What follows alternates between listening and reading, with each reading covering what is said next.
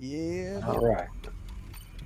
Get out the insurance cards, get out the copays. The office is open, my friends. Brought to you by DrRoto.com. So let's get to it.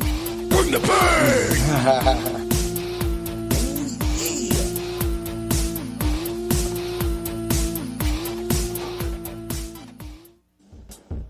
Just let that one go for a few more seconds. What's up, everybody? How are you doing today? Welcome to Bring the Pain! Ooh, yeah! That's a whole new different intro, man. I decided to just come at it and go wild, man. What's up, Dan? How you doing? I'm pretty good, man. How about yourself? How you doing today? Whew. I am feeling good. I headed towards this point fight this weekend. My back hasn't been the best, which is weird because it's usually the knee with me, but my back is really throwing me off. So it's like almost I'm a little worried, but then I know that in my division, I'm still going to be good enough to win on Saturday. Yeah. So that's a big thing. But it does suck being like fast and not being able to like want to go at it fully. But I know once I get out there, I'm gonna be a madman. You got to fight Robert again? No. He better not show up. I mean, those guys were having problems last week with the guy that didn't want to get punched in the face. So, like, literally in this, it's like 1970 rules for point fighting. So these guys, like, don't believe. So, of course, after last year, what you saw me do, there was absolutely no face contact at all in my division. So I'm sitting here watching the dudes I beat up all year punch this guy in the face and literally physically and visually get frustrated because they're frustrated. And I'm like sitting there, and then the guy over there, dude, he was so funny. He stopped at one point. He's like, And he turned around and went like this. He turned around. Yeah, he went like that to Mark and Robert, man. And I mean, Mark and Robert are good, but like if they're busting you in the chops and you're acting like a little bitch, then at the same time, I'm going to turn you into one. Yeah. Oh, boy, man. But I was curious to see the people that showed up at that tournament. But that lets me know that I cannot fight under those rules, and I cannot fight in that tournament because I'm literally going to get in a lot of trouble. So yeah, it's just better. It's just better to not. So while everybody comes in, of course, Dan and I, this is the Fight Club of Pain. We talk UFC. We got UFC Qatar on the dockets this week. Tsarukyan versus Hooker. It's going to definitely be a banger for the main event. We also have a great co-main event that we'll also be covering between Belal Muhammad and Ian Machado Geary. Ooh, yeah, he gets the Geary name with the hyphen. It's hyphenated, huh? So, and we're going to be doing a third fight, too. The third fight that we're going to be doing is, I actually just kind of threw this, and it's Alex Perez versus Asu Almabayev, because ever since, I mean, I know that Asu has fought since, but really the Cop fight, that loss to him has really put him where he's at in the divisions. So when Dan and I, when we were talking earlier, that's kind of what I was getting at with the division and where this fight can go, because Perez hasn't won in a long time, won 4 in his last ones. But at the same time, Asu, we'll talk about that. But this is big. It's not going to say get him a title shot, but it could get him up there. I say it gets him in the top 5 if he wins, maybe, because you figure it's number 7 versus number 8. I mean, Almabayev, if he wins, I think they just swap positions. Yeah.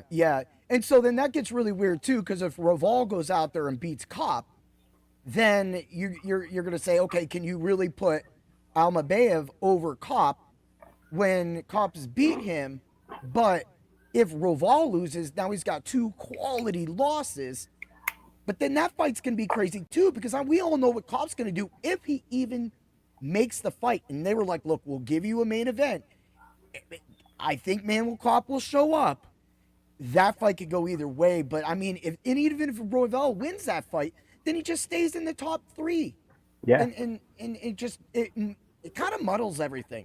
So that's where I was trying to get at. And we'll talk a little bit more about that when we get to that fight. It'll actually be the first fight that we cover. But outside of that, I mean, your week's been crazy. You got an early truck on Monday, dude. That's insane. It happens. It happens, man. It's always up in the air when the trucks come. I'm not complaining though. I'm not complaining at all. No, no. So we'll just go back and do a small recap last week to what we did. Of course, I went 11-3 overall on my picks. I went 4-1, Dan 3-2.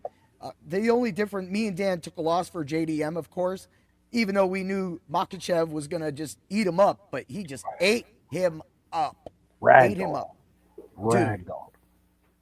JDM's face, like I said on Tuesday, looked like a beaten child. He looked like a dad was pissed. Yeah, he looked like he was going to cry after the second round. Like he just didn't know he couldn't do anything. Dude, that fifth each. What was actually funny is I'm surprised there is not this meme yet. Literally every round he came out with a different face. And it got progressively worse. Yeah. Where it was like literally it looked like by the fifth round he had a turtle head sticking out of his ass because he was very uncomfortable. The whole thing is he didn't take any damage though. I mean, he could fight tomorrow if he wanted to. He took zero damage.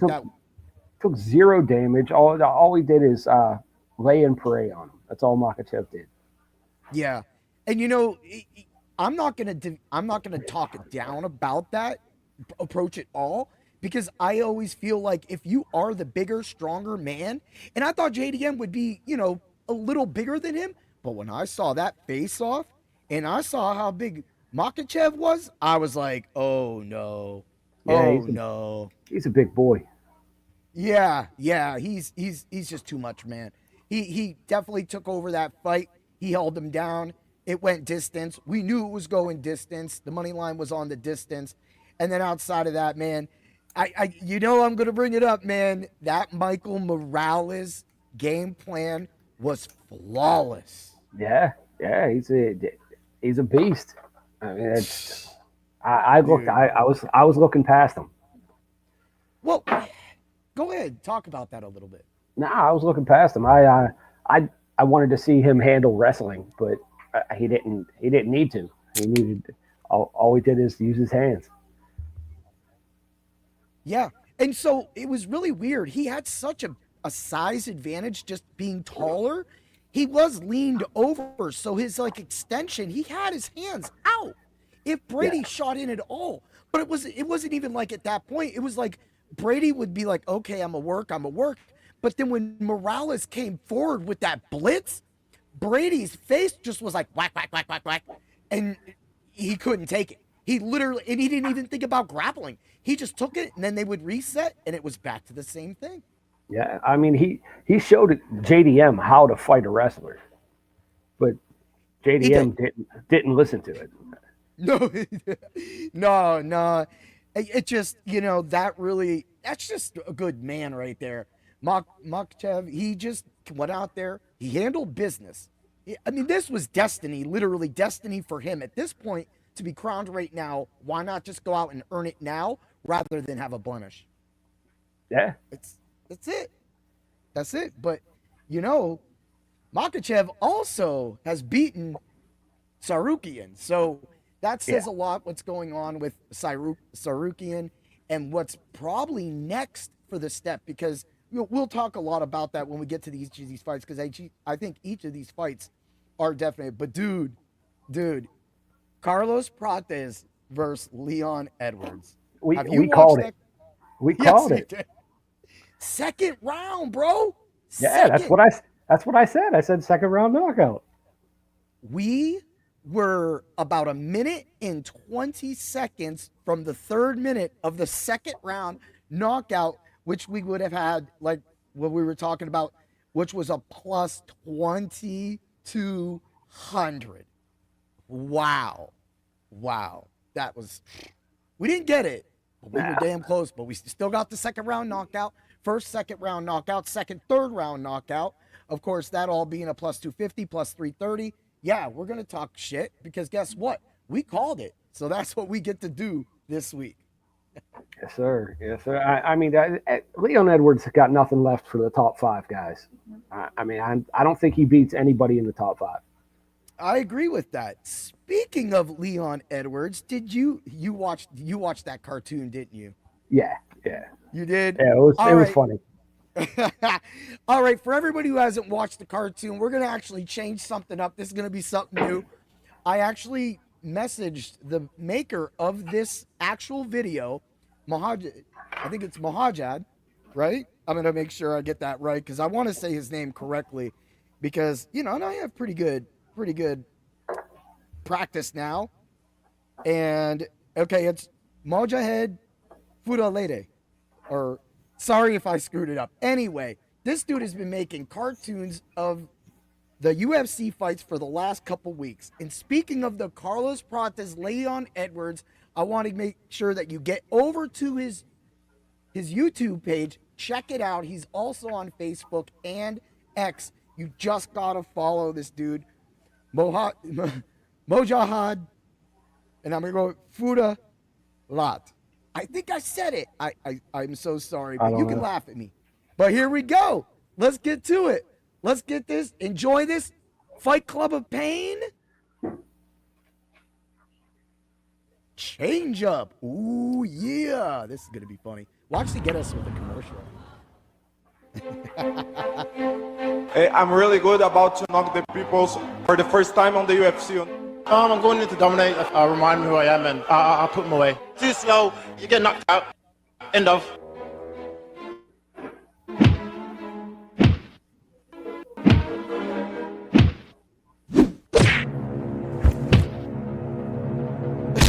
Dude, what's up with the foot?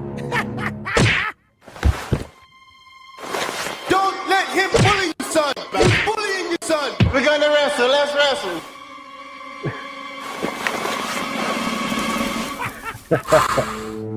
That's so disrespectful to pull up.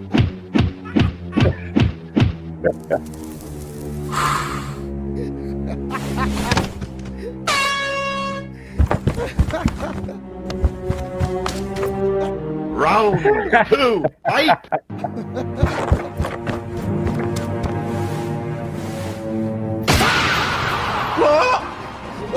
He said, "Whoa."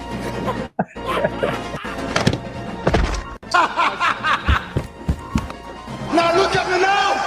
Look at me now. You kinda. True.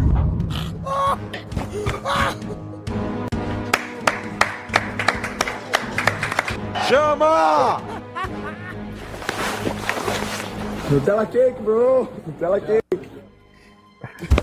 Wow. Carlos Prates, he eat Nutella cake in the fight week. And I surprised how these guys who smoke all day beat the former champion, But he is good, like crazy performance. Finish former champion, like make it easy.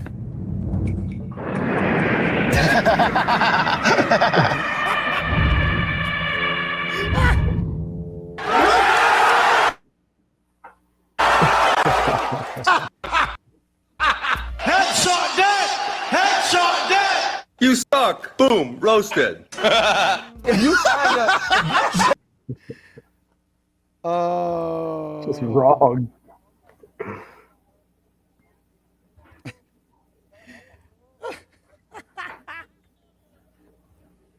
Oh, dude. All right, everybody. That was something new I decided to throw in there, regardless of what not and who got. Yeah. Go follow him on YouTube, man. Dude, when I couldn't even stop. That stupid laugh when he patched that. For the people, there's already a meme that he knocked him silly like that. And I just, dude, he turned into a ghost. I was dead. I mean, he was out. I mean, that was a bad knockout. That was, dude. That lunging punch was so crazy. When All right, well. When you smile after you get knocked out, you know something's wrong, man. You definitely went somewhere far, far away. That is definitely that. So overall, with really good, Prates was 13%. Went on the X, called it out, said thank you for giving me 13%. Prates was a massive, massive, massive reason of why I was able to cash on the DFS slates. So thank you all the people that did not recommend Carlos Prates for your DFS lineups. And thank you to all the simulators who screwed everybody over and did not have Carlos Prates in your lineups. Because at 13% owned on the major slates for the UFC, that only shows why a human will always be better than a computer when it comes to fighting, especially giving advice. Yeah. I had to run it. What's up, Fuego Steve? How you doing, man? It's good to see you too. So, all right. Well, we did enough. Parlay of Pain went 4-1 last week, 4-1 the week prior. I think I'm digging a hole, but I got a definite Parlay of Pain this week. With this card, it was hard to kind of dice in because it's a favorite heavy card. There was a lot of huge numbers that I had to go around to be able to find something to make the Parlay of Pain plausible and a big chance to score big. We can get all 5 of these legs. You will get that at the end. Also, you will get a showdown slate for tonight's BiIls versus Texans game. You will also get a simulated lineup as well too. I tinkered with that because I figured that this would work a little better towards that. So you can get all that. You're going to get your DFS hero simulated UFC lineup on DraftKings for this week and my DraftKings lineup as well. This is what we do, Dan. This is what the Fight Club of Pain is about. That's right. All right, man. Well, let's get to it. Let's get to the opening match. Let's get to UFC Fight Night Qatar. In this corner, we have Alex Perez. In this corner, we have Asu Almabayev. Dan, talk about it.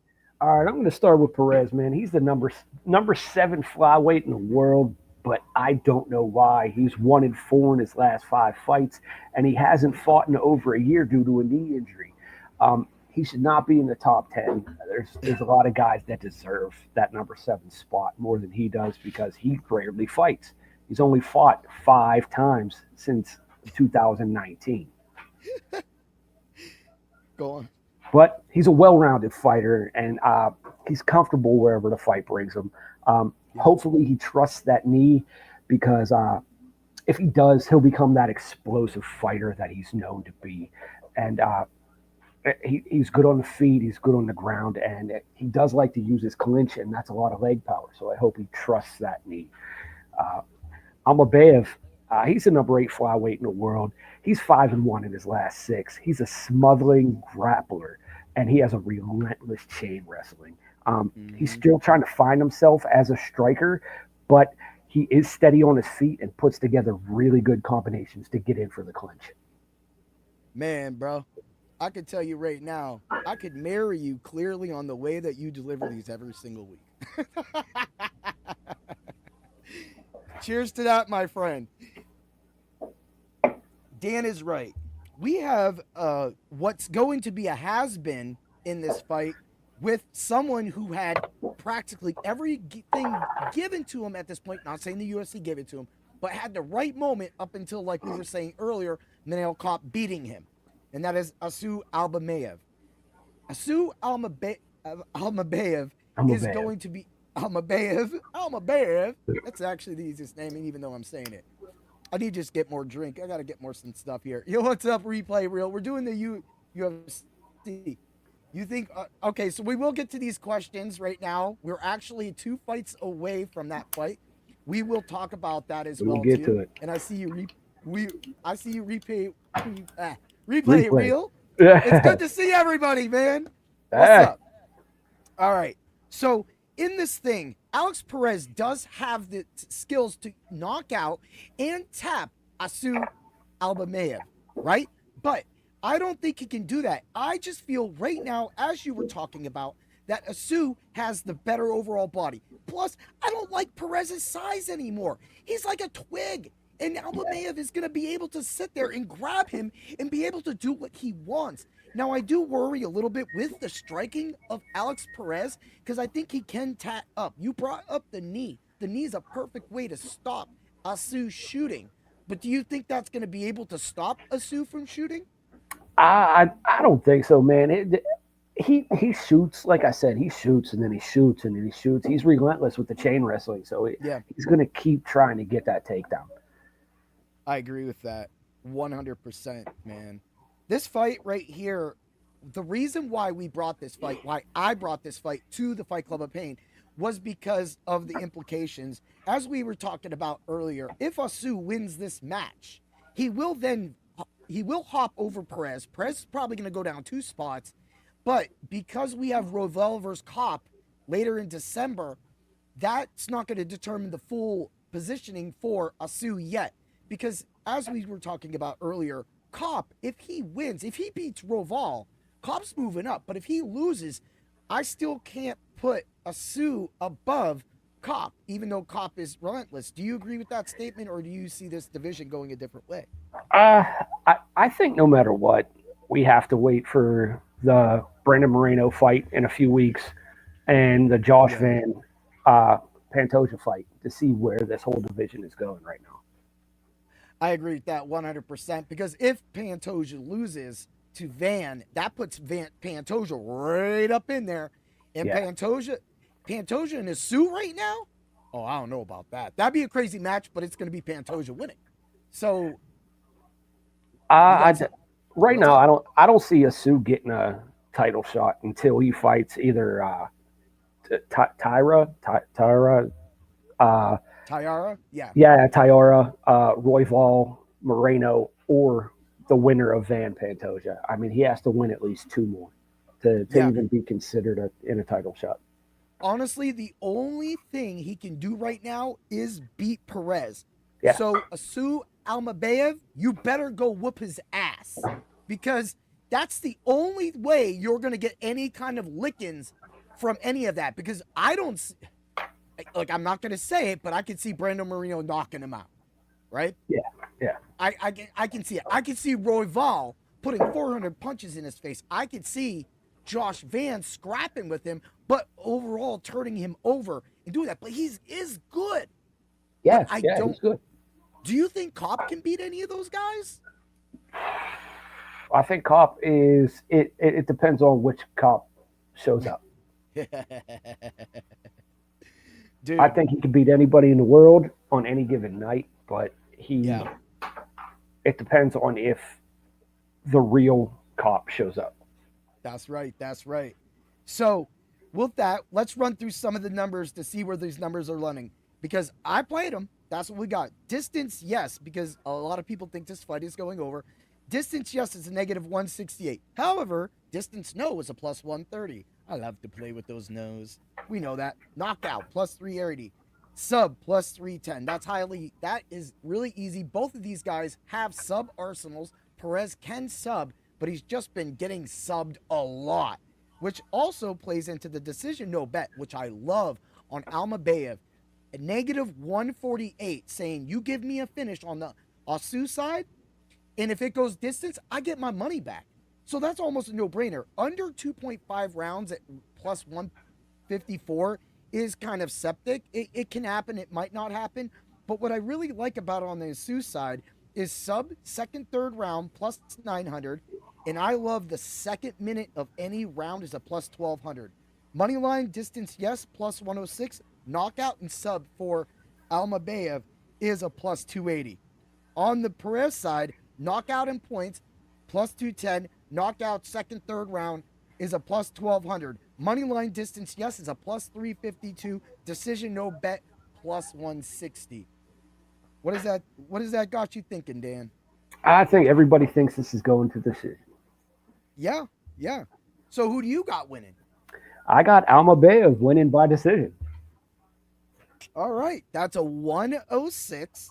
So we're throwing that in there, and this is what my theory is on the finish. As I just said, I feel that Perez is not scared to scrap, but I feel that Almabayev is going to overpower him at some point if he doesn't get that first initial rush, which is why I'm defending myself with the 2 minute of any round for a finish for Almabayev, because I feel that in the first round, if he's able to get that first takedown, they're going to scrap. If he, as Dan's talked about, Almabayev scrapping, if he can scrap, he might be able to scrap to a submission. Now, of course, we're going to throw all the money at the end of the line, but that's why I like the knockout and sub, and that's why I like playing the different lines right there too. Also, because I feel that on the Almabayev side, that he's going to win by points, and he has a chance for a sub before a knockout. A sub, I'm definitely looking at the sub and points for Almabayev at -165. So that's a safe play. I love the decision no bet. You're covered on both ends. It's a decent return. You will have to play a couple bets. But dude, I think we nailed that fight. I think this fight, and if there's a finish, it's most likely on the Almabayev side. But you know me, I'm a degenerate, dude. I'm playing knockout and I'm playing submission. Oh, dude. All right. Let's move it along. Because this fight actually means something, and this fight is going to be a banger. When I heard this fight was announced, when you heard this fight was announced, I couldn't believe it was announced because it not only makes sense, it also gives us a great fight on a card. We're talking about Bilal, remember the name, Muhammad versus Ian Machado Gary. Oh, yeah, I like saying that name, Machado Gary. It makes me think of Manny Machado. But he wasn't a guy, he wasn't a king like the King Macho Man. Oh, no. Dan, talk about it. All right, I'm going to start with Machado Gary, man. He's coming off a huge win off of Carlos Prates. And you have to be a bad man to beat Prates. He's a precision striker with a sniper-like straight left hand. He has a creative stand-up arsenal that he uses his elite speed and distance management, his movement and footwork, and it gives him good strike options if he stays disciplined in that area. Sometimes he gets jumpy and sometimes he gets sloppy. But when he stays disciplined, Machado Gary is probably one of the best strikers in the whole UFC. Bilal Muhammad, the former champ. This is a return fight after losing his title to, JDM. And we all know what happened to JDM. He has a wrestling heavy, relentless pressure fighter that thrives by closing the distance, creating clinches, and grinding against the cage. He has great durability and a solid chin. He's fought the best this division has. Hopefully he forgets about boxing and uses his smothering game plan to neutralize Gary's striking. Dude, the fact that he tried to box with JDM shows that sometimes fighter IQ is huge. Yeah. It's big. And I don't know what he's thinking. You said it exactly. He's got to wrestle. He has to wrestle. There's no if against it. But honestly, I just think what you said exactly about Ian Machado Gary, that he's going to be able to maintain his distance. He was able to bang with Carlos Prates. And we all know what happens when you bang with Carlos Prates, right? But he was able to absorb all that. I took Prates in that fight. And I think you took Gary. I took Gary, yeah. You took Gary. That might have been one of your unbeaten weeks, too. All those units we keep earning everybody. But at the same time, dude, the attack, the relentless style of Gary is going to set the pace of this match. If Muhammad can get him down, do you think he can hold down Gary? I don't think he can hold him down. It's going to be a lot like the JDM fight.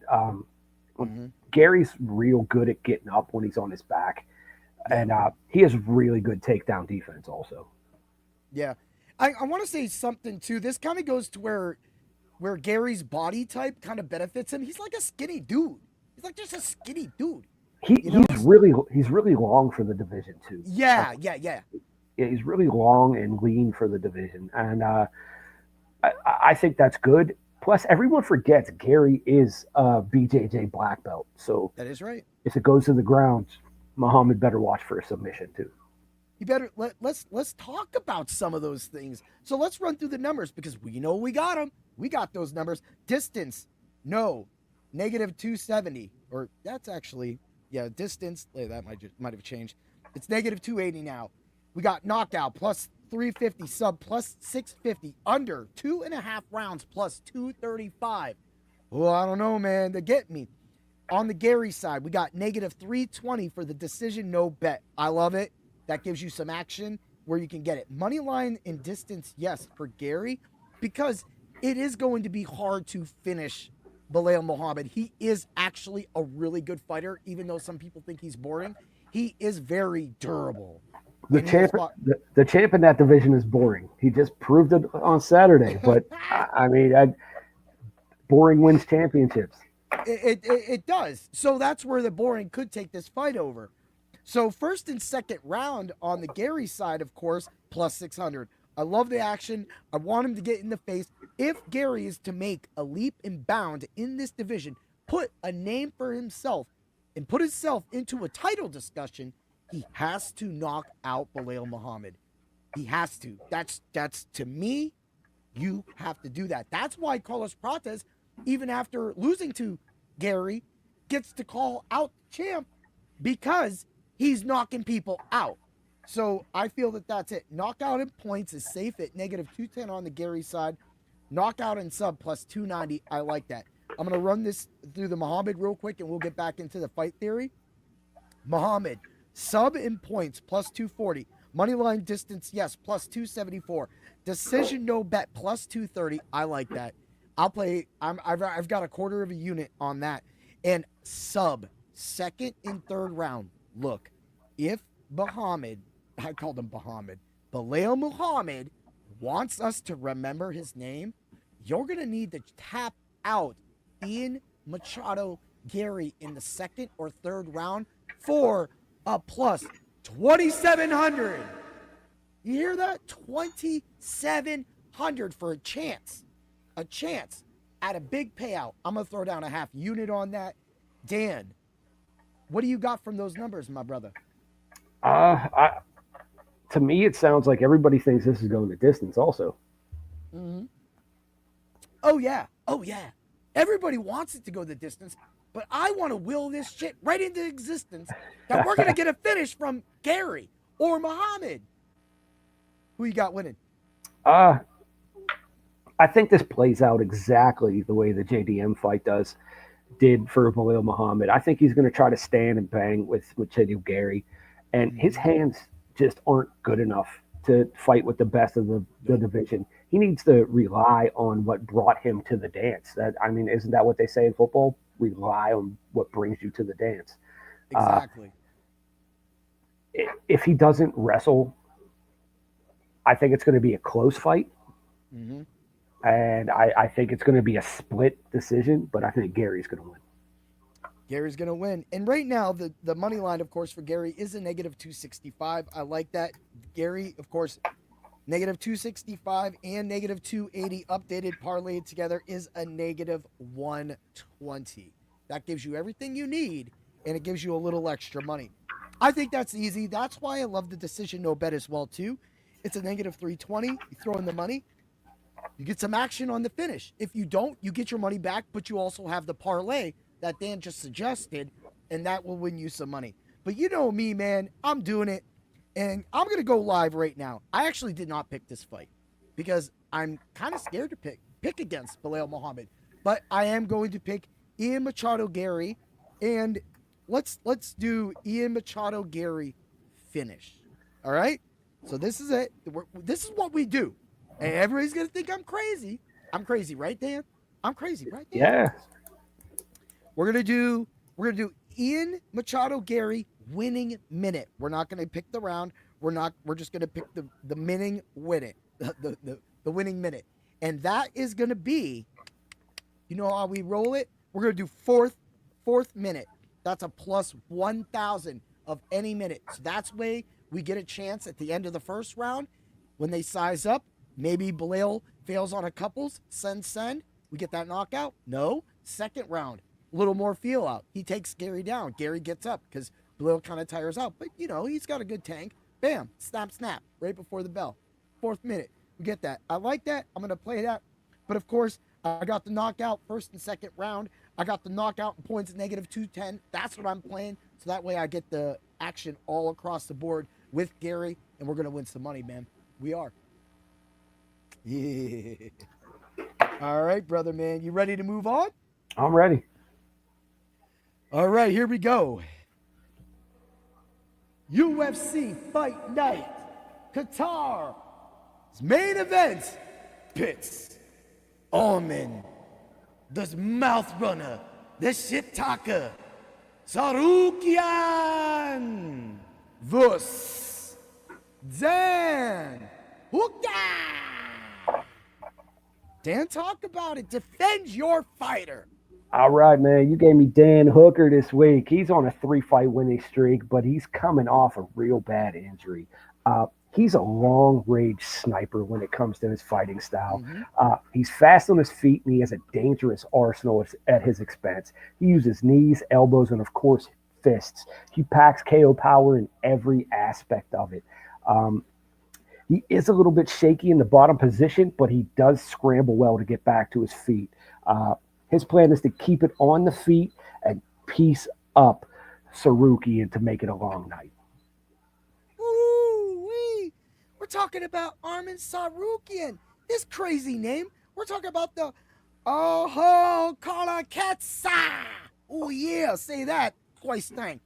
Originally from Lionheart, we got Armin Tsarukyan representing American top team for MMA. We're talking about 22-3, 3 losses. He's got 9 knockouts. He's got 5 subs, 8 decisions. He's only been knocked out by one guy, Alexander Billick, right? Boom. He's had 2 decision losses. But that's okay, because one of them is to the best pound-for-pound fighter in the world, Islam Makhachev. And a loss to Islam Makhachev is a beautiful loss in anybody's. The fact that he didn't look like a little boy like JDM only shows the grit, the power, the shit talking that our boy Armin Tsarukyan is. This started at an age of young Armenian. That's what he is. As he watched his father create a construction business, he decided to go play hockey for 10 years, but he had to quit because he had to help his dad save the family business, the construction business. That's where he turned to MMA. When he turned to MMA, he went to freestyle wrestling back when he was before all this. He put it all together and decided to run his mouth because he wants a piece of Topuria. He wants Topuria more than Topuria wants Topuria. And Topuria loves a whole lot of Topuria. So when you took and you think that Armin Tsarukyan is coming into this fight with everything to ride on, my client has everything to lose and everything to gain. Dan, talk about it. Yeah, man. This fight's up in the air for me. I'm a big fan of Dan Hooker. I like his fighting style, man. I like the stand up and bang style that he has. He's real good in the Muay Thai clinch. He throws those knees and those elbows, especially coming off of the cage clinches. Tsarukyan loves the cage push, but Tsarukyan, man, he's such a good wrestler. And he just beats you down. His chain wrestling is relentless. It's this fight is crazy to me. And these two don't like it. These two don't like each other at all. So it's going to be a fun watch. That's going to be. I don't even think there's going to be a bang moment, man. I don't think there's going to be a bang. There could be. Yeah. There could be, because, as you said, that's the one thing about Tsarukyan that if all of you aren't UFC people, Tsarukyan has been running his mouth constantly, left and right. He's like, I need this. This is my title shot. That's my title you have. You shouldn't be fighting Oliveira. I beat Oliveira, blah, blah, blah. Like, I agree with him. Yeah. I agree with him. It should have been his title shot. But then there's that injury, the whole thing, man. What do you think about that? I think Tsarukyan takes time off when he wants to. I mean, the guy's a billionaire outside of the octagon. So, I mean, there's he doesn't have to fight. He wants to fight. Exactly. That's a different breed of animal. That's like that's what makes us different. You know, like people, I get that all the time. Dude, you're 47. Why the hell are you fighting, bro? Don't you worry about your job? Look, I like my job, but I like getting in that ring and I was about to say the F word. I was trying to be nice. I love beating the daylights. I like getting that win. I like just being able to go out there, get in that mode, throw side kicks, back punches, fly around, make it just become a total chaotic entity in that ring. I love that rush, Dan. I know you do. I know, man. It's so sad I didn't get the fight. It would have been so funny watching me get disqualified, though, because I'd have probably mouthed off. But the problem is I can't mouth off until, I'm that level of fighter with these guys. Until then, I'm a brown belt, so I got to keep my mouth shut. But I don't keep my mouth shut. So, let's hit the numbers.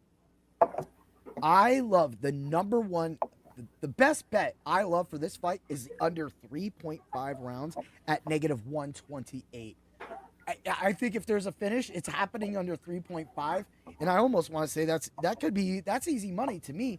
And then so distance, no, negative 215, knockout plus 105, knockout for both fighters. Honestly, Hooker can knock out Tsarukyan, Tsarukyan can knock out Hooker. This is the thing. Sub plus 330. Of course, that's more on the Tsarukyan side. Decision no bet on the Hooker side plus 410. I'm going to throw a quarter of a unit. No, actually, let me rephrase that. I have already thrown a quarter of a unit on the decision no bet on the Dan Hooker side. Totally love it. Knockout for Dan Hooker is a plus 800. Knockout points plus 440. Moneyline distance no plus 528. Knockout 1, 2, 3 for Hooker is plus 1200. All of that is juicy ass freaking numbers, bruh. I just love it all. But man, when I get to Tsarukyan side, they were trying to play me. They said, you ain't gonna find nothing, Mr. Heat Override, because your decision no bet is a negative 650. You know what? Whatever. That's why we found moneyline distance no for negative 147 parlay. Sub 1, 2, 3 plus 550. Oh, you try to play me out. Knockout 1, 2, 3 plus 230. We're throwing about a quarter of unit on that. We're also on the sub. We're also throwing a half a unit on that because knockout and sub is a negative 145. We're throwing 3 units on that. We're doing knockout 4, Tsarukyan 155, half unit, sub, full unit. But I'm telling you right now, the under 3.5 is where I threw my 5 units because I want to finish. Dan, what's that tell you, my brother? The numbers tell me everyone thinks Tsarukyan's going to win. Mm-hmm. But who do you have winning, sir? Man, I love Dan Hooker. I do. I love his fighting style, but Tsarukyan, man, he wants that title shot, and he deserves that title shot. And if he gets past Dan Hooker tonight, he gets that title shot. Yep. I got Tsarukyan winning by decision. I think this goes the distance. Woo! You get that plus 170. Dan's parlay becomes a plus 195. So look what we just told you. Dan's got you covered on the distance and parlay of 195. Also, he's got that money line. We have you covered for all the knockouts and crazy stuff that you think that might happen, or I think is going to happen, because of course I'm taking Tsarukyan as well too, but I'm taking Tsarukyan by knockout and sub negative 145. If Tsarukyan, because there is politics sometimes, this is why I feel politics are huge. If Tsarukyan can knock out or sub Dan Hooker within the first 3 rounds, I think that warrants a title shot. If he wins by going the distance, it allows another top 10 fighter to secure an epic win. I do feel because of his attitude and the way he talks way too much shit on X might get him hopped. Do you agree with that? Yeah, but I mean, this fight, man, if God forbid, if Dan Hooker wins, say Dan Hooker knocks him out, right? Yes, we'll win a lot of money too. Does Dan Hooker jump Paddy Pimblett, Max Holloway, Justin Gaethje? Does he jump them and get Leah next? No, I don't think so at all. Because does Hooker need 2 more? See, I think he would need 2 more. But here's the thing. This is where what I was talking about politics. it's going to be Pimblett. It's going to be Pimblett because he runs his mouth more than anybody, right? Yeah, but Patty Pimblett's ranked number 5. Dan Hooker's ranked number 6, one right below him. Okay. So practically, so you're saying, so I mean, but Pimblett had a good win. He had a good win. But so at this point, to settle this, we need another match with Pimblett. Then is that what you're thinking? Yeah, if Hooker wins,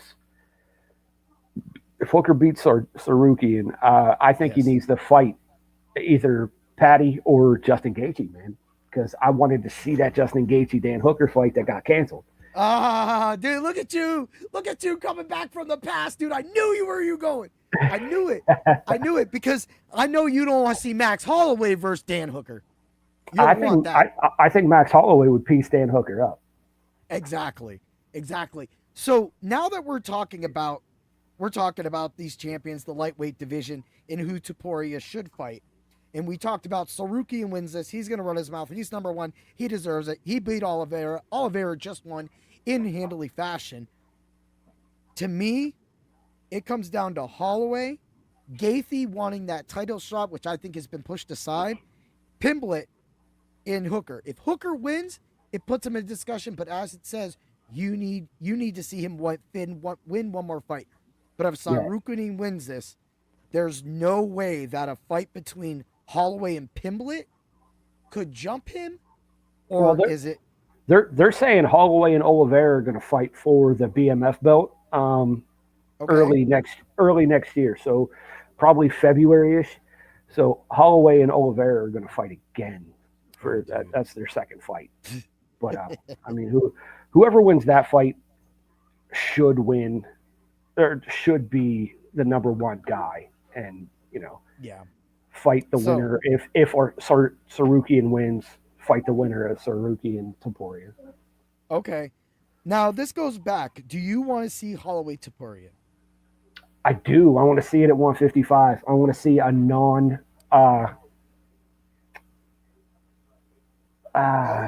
want to see a bigger weight max fight. Okay. So you want to see the extra pounds hitting? Yeah, I don't want to see a drained Max trying to hit 145. Okay. Yeah. All right. Yeah, their last fight was at 145. Mm-hmm. So it was a drained Max Holloway. Okay. And all right. that was coming right off of the fight with Gaethje, where he was at 155. So he had to lose all that extra weight to get down to 45. Yeah.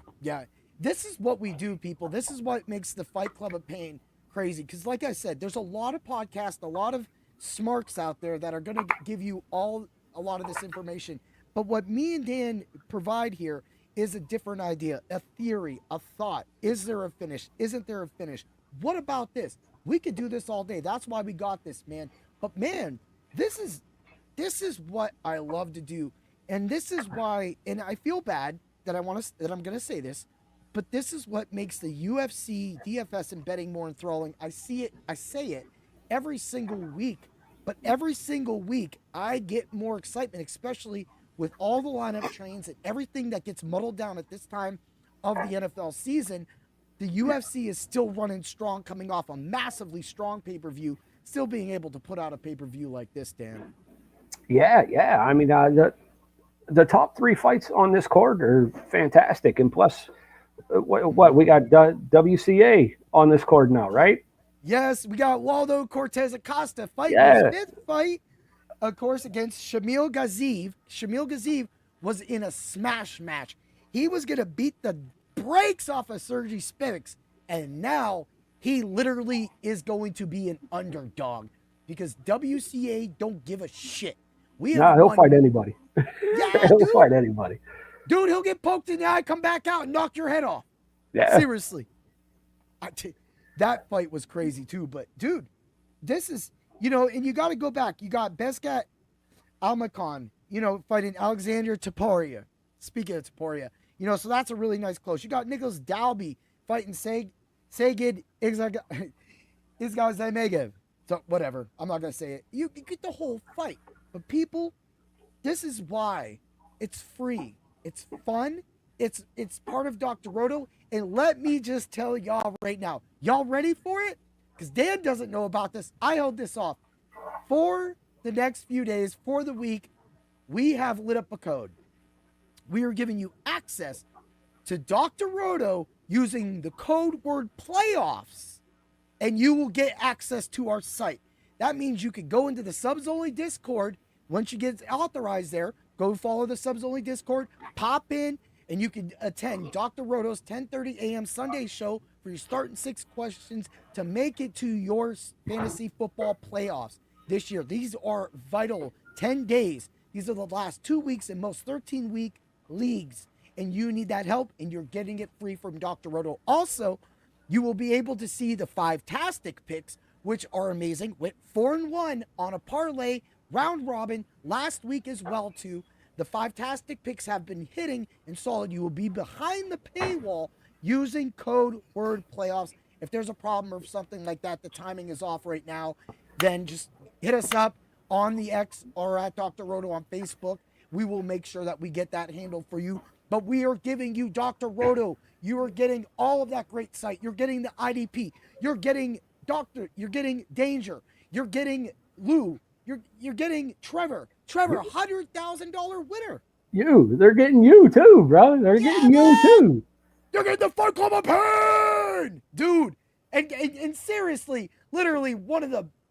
Now that we're out of our rookie season, me and Dan are planning a review show at the end of this year because there's only 3 events. So there's no Fight Club next week. It's Thanksgiving, and there's no UFC event. After that, we get 323, and then of course we get Roval versus Cop. Nothing out right now. After that, me and Dan will do a year in review and just talk about the fun little things. Actually, you should probably go make, if you people are out there, go make some of those future bets. There's still positives on champions that will be winning here in 2 weeks to end the year as a champion. That's an easy bet. It's one fight. If they win, you get the positive, and you'll get paid at the end of the year. So there's your next year. That'll pay for your insurance premiums. Yeah. Hey, one more thing, man. Can we talk about how stacked that welterweight division is right now? Woo! Yes, we can. 170-pound division right now with Makhachev just winning the title. Yeah, dude, we could go right into that. Go for it. The top 15 is ridiculous. I mean, when your number 15 fighter is Daniel Rodriguez. Yes. You got Jeff Neal, Colby Covington, Gilbert Burns, Bonfim. Joaquin Buckley is the 10th ranked fighter. You got Leon Edwards, Kamaru Usman, Sean Brady, Machito Gary, Carlos Prates, Rachmanov, Michael Morales, Belal Muhammad, JDM, and our champ. That is a crazy top 15. People don't even know. Like, dude, Brady's done. He's out. We don't care about him right now. Dude, I think Usman. I think Makhachev wants Usman. I think he wants Usman. I think Usman needs another fight. I think Usman needs to fight somebody in the top 5. All right, I'm going to put this out right now. Michael Morales knocks out Islam Makhachev. Watch that shit happen. I'm going to play that right now. If you could buy that bet next year, 2026 welterweight champion Michael Morales, I bet that's a plus 3,500 when it comes out next year. I'm putting my money on that. I want to see Morales versus Prates. You stop. I think it's going to happen. I think Prates versus Morales. I think that's the title eliminator right there. I don't want to see my fighting nerd get knocked out. I don't want to, man. That's the title eliminator right there. But like you said, if Machado Gary wins this, he's popping up. I think he goes under. So this will be your top. Makhachev, Madalena, Morales, Prates, Gary. But Gary beat Prates. Yeah, but what about Rachmanov? He hasn't fought yet. He needs to just go somewhere. He's hurt again. That's why he's going to move down. Those are the top guys. I feel if that's right now, I'm telling you, that's going to be the top. That's going to be the top thing. But everybody's trying to shoot Kamaru Usman to the moon right now.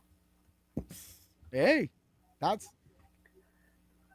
like to see Kamaru Usman fight the winner of the Gary Muhammad fight. Okay. No, I like that. That'll do a lot for Gary because then he beats him, and then you figure out Morales Prates, and then you figure out what you go from there. Because I think that right there, that's how you do it right there. That's matchmaking right there. That's it right there. All right, I know that people want that NFL Showdown Slate lineup, so let's get to that. And then here goes all the lineups, people. This is what you're looking for. So Mad Mario again asked us earlier, do you think Armin gets it done? I hope we answered that for you. We think Armin gets it done. Dan got the distance money line, and I got knockout sub. We're going to have fun, but we both got them, and that's it. Here goes your DFS lineup for the Showdown Slate tonight by me. Higgins is your captain. Josh Allen, James Cook, Woody Marks, Fairbairn, and Wright. I went a little safe. That's a safe lineup. Let's roll over to the DFS Hero lineup. The DFS Hero lineup put Allen as your captain. Bills defense, Cook, Higgins, Shavers, Shakir.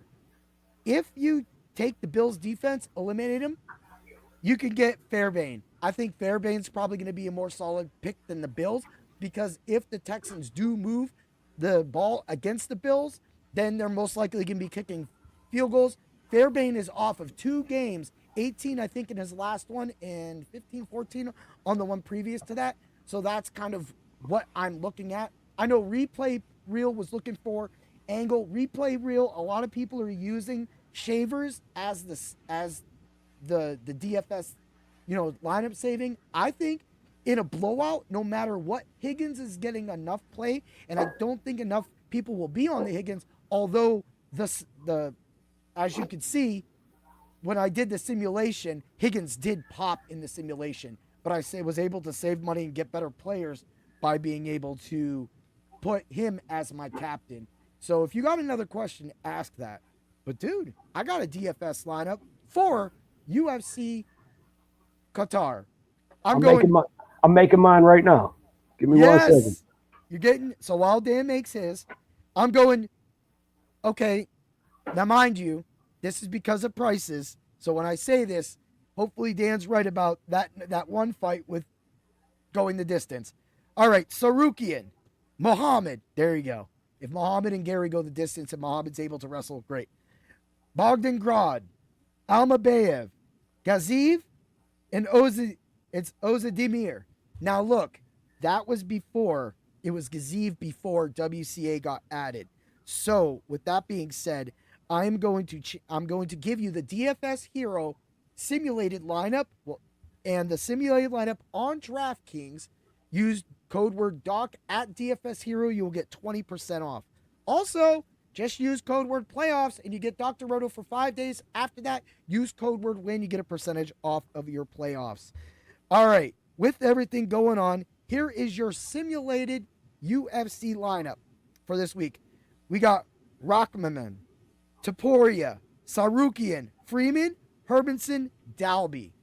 I love the Freeman play. Freeman's going to literally, he's probably going to be around 40-50% owned.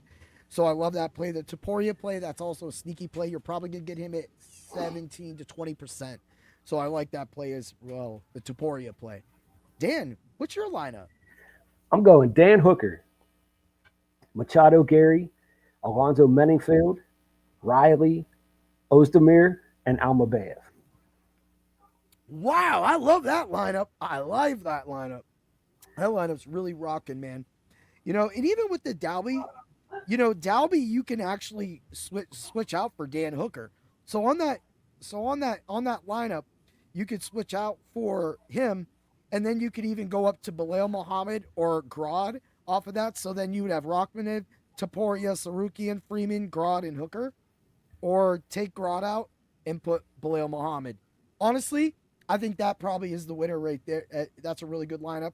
It's predicted 367 points on DraftKings. Oh, dude, this is going to be a crazy game. But now we get to the Parlay of Pain. Ooh, yeah. This has been fire. So, again, I had to work. Freeman, leg 1, money line, -215. I just had to take it. Freeman definitely is not only the favorite against Merrick Bougelo, but he should be able to get a finish as well. There is some finishes that I have. Those finishes Well, unfortunately, because I'm going to be fighting on Saturday and this event starts at 10:15, I'll be fighting when these fights are fighting.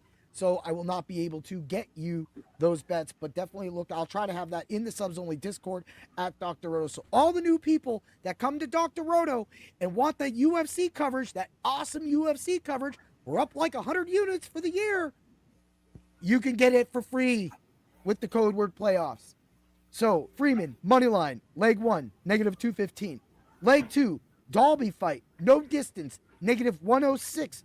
Brings the parlay 2-leg 2 plus 184.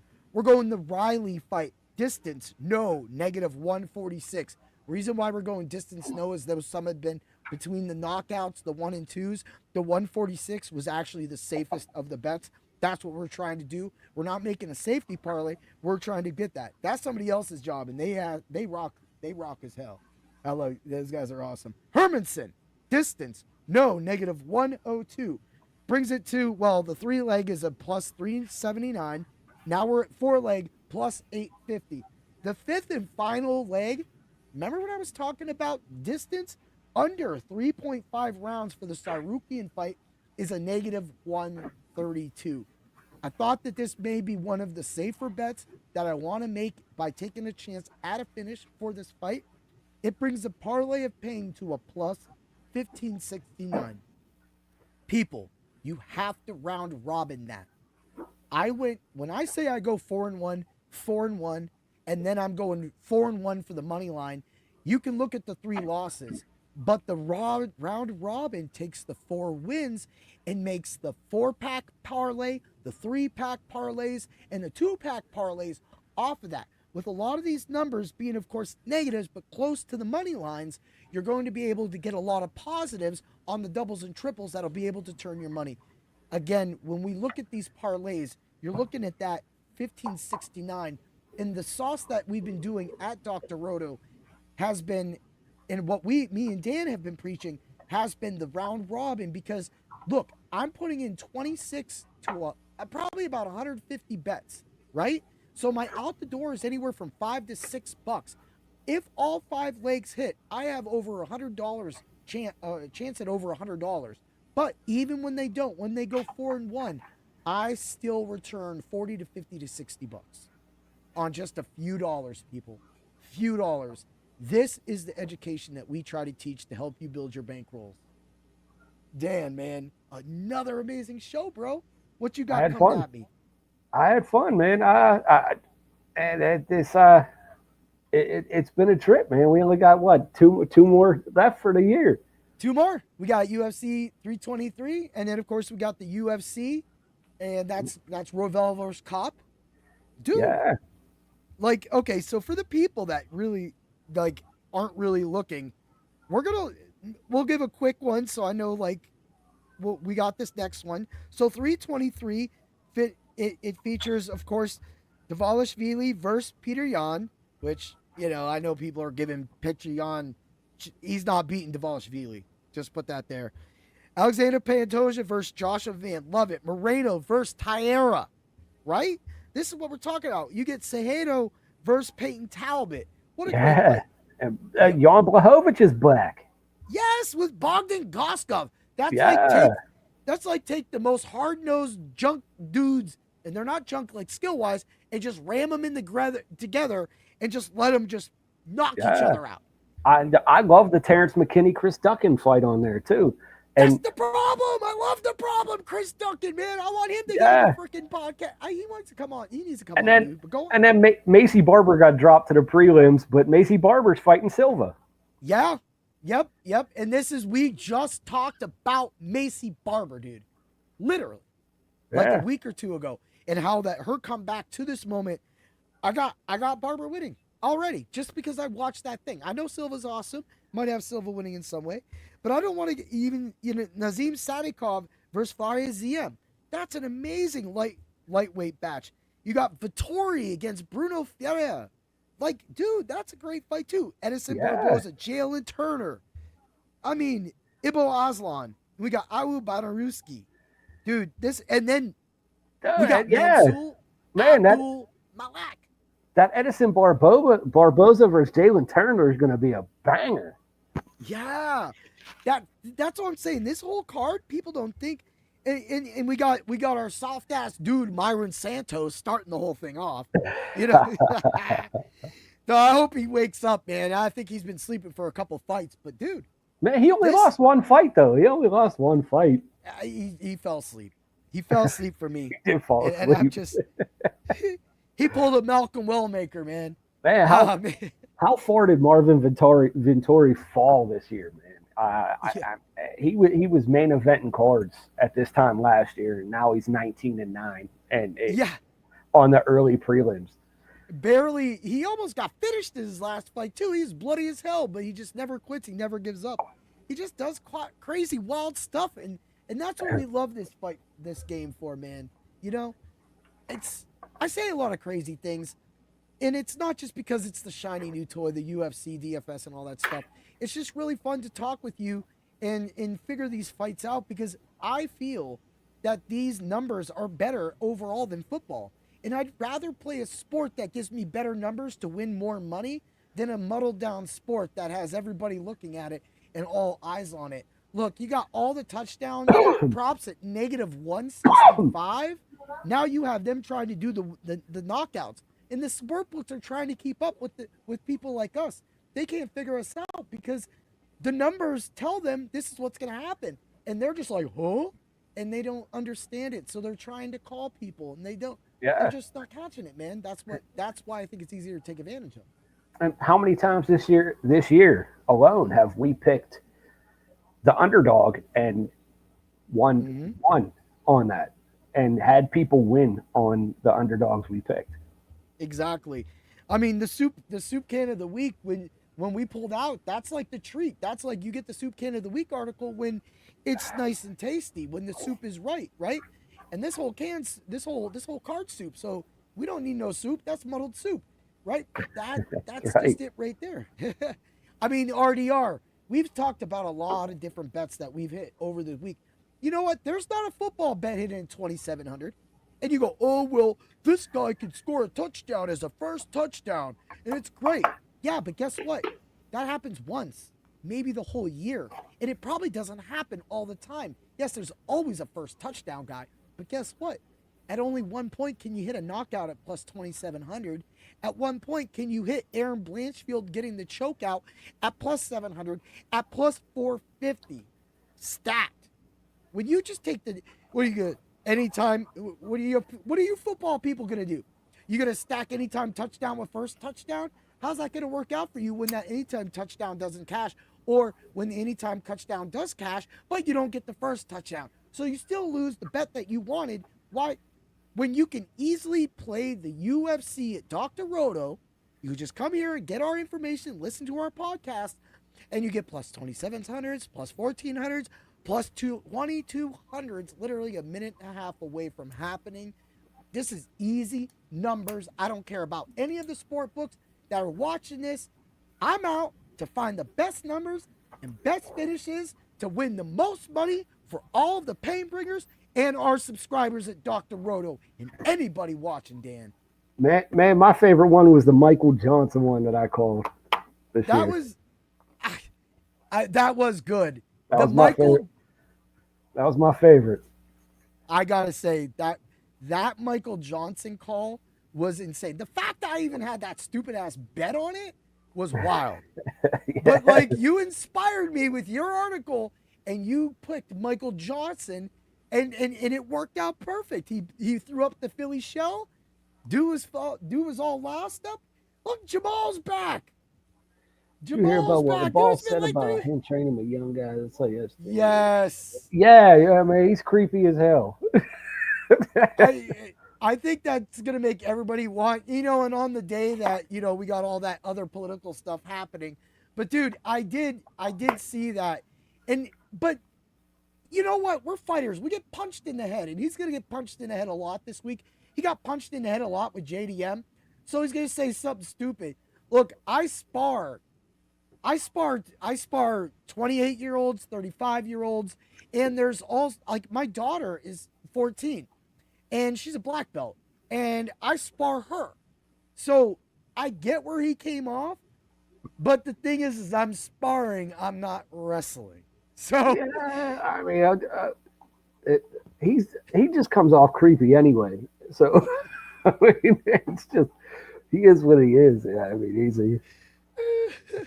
I hope he gets beat up again. I think a lot of people are being. It's just one of those things. But and did you see Costa? He said he goes. Did you see his thing towards RDR? He goes No. RDR versus Costa. Did you see it? No. No. He goes, all right. I want RDR versus Costa. He said the loser of the match is considered a 3-letter word that we will not say. I'm like, if you know Paulo Costa, you know the word he said. I just dude, and it's just so funny that he's just pulling that stuff up. I'm like, why is this guy always talking about that stuff? It's like he has inner fetishes too. It's now all of a sudden we just got wild. It's weird, man. What happened to all the nice guys in UFC, man? Like, where's Robert Whitaker at? What's he doing? I mean, he's just a nice guy. Bro, dude, today it was funny. I was just listening to some stuff, and somebody actually just didn't refer. He was like, Demetrius Money Mouse. I was like, whoa. It's rare that it's usually like when you refer to Demetrius, it's usually just Money Mouse, and then like, or people just go Demetrius Johnson. It was like one of those things where it was like somebody just said the whole thing, and I'm like, oh, wow, he said the whole thing. Mighty Mouse was that guy. He was that guy, man. The greatest flyweight ever. Greatest, man. And that's your dude. Him and Robbie Lawler always hold a special. Who? Robbie Lawler. Oh yeah. I mean, he was my favorite welterweight of all time. And did you watch the Lawler McDonald fight yet? I have not. I have to get out of my fights and then I will watch it. You gotta watch that fight. I will watch it. It's my favorite UFC fight of all time.